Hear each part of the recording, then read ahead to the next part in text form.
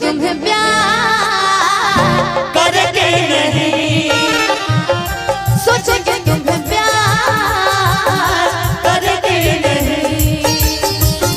ख्वाबों में बसाया तुमको, यादों में छुपाया तुमको, यादों में बसाया तुमको, ख्वाबों में छुपाया तुमको।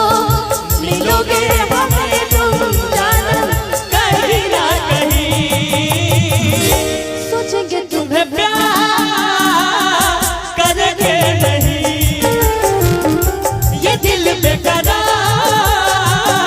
करके नहीं।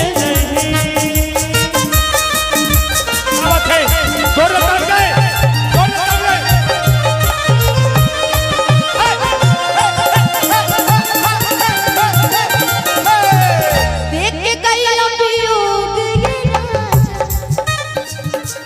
कि रोग तोहर धरावल हो, कि पहिले रही दीवाना हमका, पागल तोहरे बनावल हो, कि पहिले रही दीवाना हमका, पागल तोहरे बनावल हो।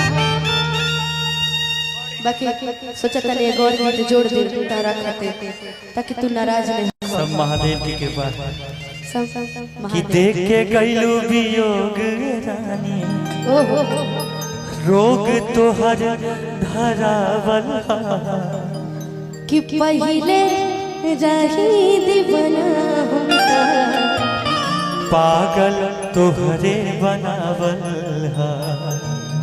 कहीं हो ना जाए मोहब्बत किसी से, निगाहें न करले शरारत किसी से, मोहब्बत किसी से।